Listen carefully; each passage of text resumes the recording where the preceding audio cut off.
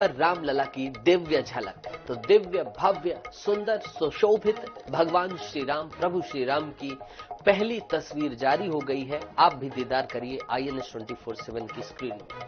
अयोध्या में 16 जनवरी से शुरू होने जा रहे प्राण प्रतिष्ठा अनुष्ठान का शुक्रवार 19 जनवरी को चौथा दिन है और आज शाम से अस्थायी मंदिर में रामलला के दर्शन बंद हो जाएंगे। 22 जनवरी को प्राण प्रतिष्ठा के बाद नए मंदिर में 23 जनवरी से श्रद्धालुओं को दर्शन मिलेंगे। इससे पहले ही रामलला की मूर्ति को गर्भगृह में बने आसन में रख दिया गया था। कारीगरों ने मूर्ति को आसन पर खड़ा किया है। इस प्रोसेस में लगभग 4 घंटे लगे। अब मूर्ति को गंधवास के लिए सुगंधित जल में रखा जाएगा, फिर अनाज, फल और घी में भी रखा जाएगा। आज श्री रामलला का वैदिक मंत्रों के साथ औषध दिवास, केशराधिवास, घृताविधिवास यानी कि औषधियों से उन्हें स्नान कराया जाएगा, औषधियों के बीच रखा जाएगा। केसराधिवास, केसर के बीच उन्हें रखा जाएगा और घृताधिवास यानी कि घी के बीच घी से उनका स्नान कराया जाएगा। फिर आरणी मंथन से कुंड में अग्नि प्रकट की जाएगी। श्री रामलला 20 जनवरी को वास्तु शांति के बाद सिंहासन पर विराज जाएंगे। इस बीच जगतगुरु रामभद्राचार्य ने कहा है कि गर्भगृह में नई प्रतिमा की प्राण प्रतिष्ठा में कोई दिक्कत नहीं है। ऐसे लोगों के दर्शन के लिए किया गया है। आज शाम 7 बजे से अस्थायी राम मंदिर में दर्शन बंद हो जाएंगे और ये देखना दिलचस्प होगा कि उन मूर्तियों को जो कि स्वयंभू हैं वो कहां विराजित होती हैं। क्या रामलला की नई मूर्ति के साथ उन्हें भी स्थान दिया जाता है या फिर उन्हें राम मंदिर जो बन रहा है उसमें द्वितीय तृतीय तल में स्थान दिया जाता है। ये सब कुछ देखने का विषय बन गया है। और सीधा हम चलते हैं, हम रुक करते हैं। हमारी सहयोगी, हमारे वरिष्ठ एंकर सोनल भारद्वाज जी सीधा भगवान श्री राम की नगरी अयोध्या से हमारे साथ जुड़ रही हैं। सोनल जी, जय श्री राम के साथ मैं आपसे पूछना चाहूंगा, प्रथम मूर्ति जो भगवान की प्रथम मूर्ति के दर्शन हो गए हैं, मूर्ति के प्रथम दर्शन हमारे दर्शकों ने भी कर लिए हैं। क्या इस मूर्ति की छटा, अलौकिक छटा सामने आने के बाद क्या अयोध्या का माहौल है? इसके साथ ही अब आप बताएं कि आयोजन के संदर्भ में क्या कुछ तैयारियां चल रही हैं। जी बिल्कुल, जैसे आपने बताया बेहद खुश है और वाकई में जो दर्शन हुए हैं मूर्ति के वो अद्भुत हैं और वो देवत्व और जो बात की जा रही थी कि मूर्ति में देवत्व होना चाहिए, वो साफ तौर पे दिखाई दे रहा है। वो मासूमियत होनी चाहिए, वो दिखाई दे रही है।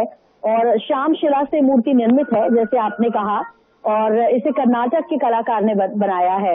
इन सब के बीच इस वक्त जहां पर मैं खड़ी हूँ वहां आप देख सकते हैं कि अब से कुछ देर के बाद जो पर्यटन मंत्री हैं उत्तर प्रदेश के, वो यहाँ पहुंचने वाले हैं क्योंकि चरण पादुका चित्रकूट से चलने वाले हैं, क्योंकि चरण पादुका चित्रकूट से चलकर अब से कुछ देर के बाद यहाँ पर पहुंचेगी और उत्तर प्रदेश के पर्यटन मंत्री उसका पूजन करेंगे।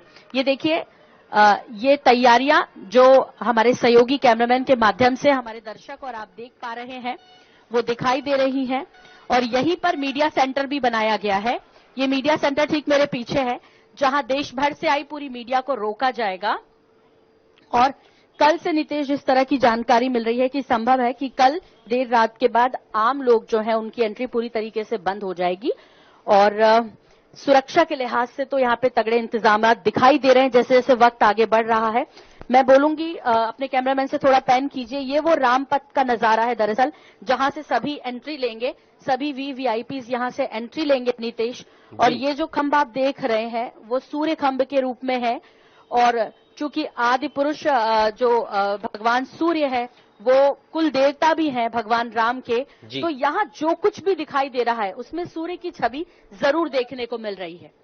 जी नीतीश, अगर सोनल जी बात करें आज मंदिर में जो अनुष्ठान की प्रक्रिया है उसकी अगर बात की जाए तो आज क्या क्या अनुष्ठान में हुआ है और भगवान राम की मूर्ति जैसा कि विराजित कर दी गई है मंदिर में, तो आज क्या क्या मूर्ति की जो अन्य जो परंपराएं हैं उनका क्या पालन हुआ है और क्या कुछ चल रहा है मंदिर प्रांगण में? सोनल जी उनमें जी बिल्कुल, यदि मंदिर प्रांगण की बात की जाए तो अभी वहां पे जाने नहीं दिया जा रहा है, लेकिन जो खबरें वहां से निकल कर आ रही हैं वो उसके अनुसार जो यंत्रों के साथ, मंत्रों के साथ अब जागृत करने की उस जगह को जो है वो तमाम विधियां चल रही हैं। इसके अलावा भगवान गणेश और माता का पूजन, शिव जी का पूजन आज इस मंदिर में हुआ, क्योंकि सनातन परंपरा में सबसे पहले कोई भी शुभ कार्य करने से पहले माता का पूजन किया जाता है, भगवान गणेश का पूजन किया जाता है। तो वही क्रम चल रहा है नितेश। इसके अलावा एक और बड़ा घटनाक्रम है जो अब से कुछ देर के बाद अयोध्या में होने जा रहा है। 300 फीट का दीपक जो है, जो कि लगभग 7.5 करोड़ की लागत से तैयार हुआ है, वो दीपक दुनिया का सबसे बड़ा दीपक कहा जा रहा है, जो कि अब से कुछ देर के बाद प्रज्वलित होने जा रहा है अयोध्या में। कहां प्रज्वलित होगा सोनल जी? क्या मंदिर प्रांगण में या कहीं अन्य स्थान को चयनित करके इस दीपक को प्रज्वलित किया जाए? सबसे बड़ी अगरबत्ती तो आपके जाते ही प्रज्वलित हो गई थी, अब आपकी मौजूदगी में वहां सबसे बड़ा दीपक प्रज्वलित हो रहा है। हो सकता है कल तक सबसे बड़ा घंटा भी आ जाए। तो इनके स्थान किस आधार पर चयनित किए गए हैं? क्या इनके लिए पहले से ही कुछ रूपरेखाएं बनाई गई हैं? देखिए, मंदिर प्रांगण में तो नितेश, जैसे मैंने अभी बताया कि अभी जाना संभव नहीं है, वहां पर रोक है, क्योंकि लगातार वहां तेजी से काम चल रहा है। और अयोध्या में अलग अलग स्थानों पर इन सभी की जगह सुनिश्चित की गई है। जैसे आपने अगरबत्ती का जिक्र किया, उसको मंदिर से लगभग 2 से 3 किलोमीटर दूर जलाया गया है, क्योंकि वो 108 किलोमीटर लंबी है और वो जलेगी अभी लंबे समय तक, तो उसे वहां पर प्रज्वलित किया गया है। इसके अलावा ये दीपक भी मंदिर प्रांगण में नहीं है, मंदिर के बाहर है, लगभग 1 से 2 किलोमीटर के अंदर ये जो है दीपक प्रज्वलित किया जाएगा। मैं आपको बताना चाहूंगी कि इसमें जो 1.25 कुंटल रुई की बत्ती जो है वो लगाई जाएगी। 10,000 लीटर तेल से ये प्रज्वलित होगी, जिसे राम ज्योति कहा जा रहा है। और ये रामनगरी में रामघाट स्थित तपस्वी छावनी में जलेगी। आप जगह की बात पूछ रहे थे, तो मैं आपको बता दूं कि रामनगरी में रामघाट स्थित ये तपस्वी छावनी है, जहां पर ये दीपक को प्रज्वलित किया जाएगा। और आपको बता दें कि तपस्वी छावनी के पीठाधीश्वर जगतगुरु परमहंस आचार्य ने ये सबसे बड़ा जो दीपक है इसे तैयार किया है। इसे दशरथ दीपक कहा जा रहा है। नितेश जी, अगर बात की जाए, सियासी फिजाएं भी उत्तर प्रदेश में गर्म है सोनल जी, जहां एक तरफ कांग्रेस पार्टी ने, केंद्रीय आलाकमान ने निर्णय लिया है कि हम नहीं पहुंचेंगे, वहां उत्तर प्रदेश कांग्रेस ने निर्णय लिया है पहुंचने का। आप लगातार संवाद कर रही हैं वहां की जनता जनार्दन से, लोगों से बात कर रही हैं, तो अगर सियासत के दृष्टिकोण से देखा जाए तो वहां के जनमानस में क्या चल रहा है? देखिए नितेश, यदि हम अयोध्या आते हैं और यहाँ पर हम सियासत के बारे में किसी से कुछ भी पूछते हैं, तो अभी सभी लोग जो है वो राममय हैं। सबको लगता है कि ये जो निर्णय वो गलत है और राम सब भला करेंगे, राम सबका अच्छा करेंगे। और सबको लगता है कि राम मंदिर के लिए जो लड़ाई लड़ी भगवान श्री राम ने, वो अब जीत गए हैं। अब जिसको जो करना है वो करें। लेकिन अयोध्या में जो लोग आ रहे हैं वो पूरी तरीके से इस वक्त राममय हैं और कहते हैं कि ये तो राजनीति है, ये चलती रहेगी। लेकिन अभी सिर्फ कण कण में जो राम अयोध्या में फील हो रहे हैं, महसूस हो रहे हैं, लोग उसे महसूस कर रहे हैं। वो राजनीति में भी इतना अपनी दिलचस्पी नहीं दिखाते और उन्हें लगता है कि भगवान राम के हम चरणों में हैं, हम तो मानते हैं, कोई माने या ना माने। ये उनकी प्रतिक्रिया होती है जो अब तक मैंने बातचीत की लोगों से। बहुत ही सुंदर बात है और बहुत ही सुंदर संदेश है जो कि बिल्कुल सही स्थान से निकला है। सोनल जी, चलते चलते दर्शकों के लिए, जो दर्शनार्थी वहां पहुंच रहे हैं और जो वहां नहीं पहुंच रहे हैं, उन्हें क्या निर्देश शासन की तरफ से दिए गए हैं कि कैसे वो दर्शन कर सकते हैं, तमाम इत्यादि चीजों के बारे में अगर आप बताना चाहें तो। देखिए, जैसे मैंने बताया कि संभवतः कल देर रात के बाद जो दर्शक हैं, पर्यटक हैं, उनकी गाड़ियां, ये रामपथ जो आप इस वक्त देख रहे हैं मेरे पास, मेरे साथ, जिस पर मैं खड़ी हूं नितेश, वहां तो उनकी एंट्री, उनके वाहनों की एंट्री पूरी तरीके से बंद हो जाएगी। लेकिन कुछ लोग जो है वो फुटपाथ पर चल भी रहे हैं, जैसे आप देख रहे हैं।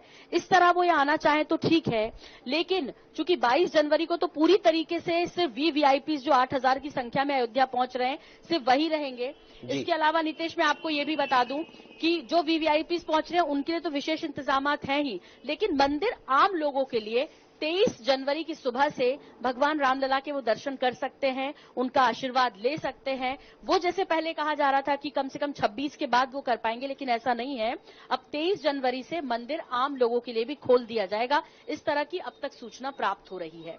बिल्कुल, बहुत ही सुंदर सूचना के साथ सोनल जी आपसे विदा लेते हैं। जय सिया राम, भगवान राम सब पर कृपा बनाए रहे। आप हमसे जुड़ी, अयोध्या से सीधा हमें दीदार कराया, उसके लिए आपका बहुत बहुत शुक्रिया।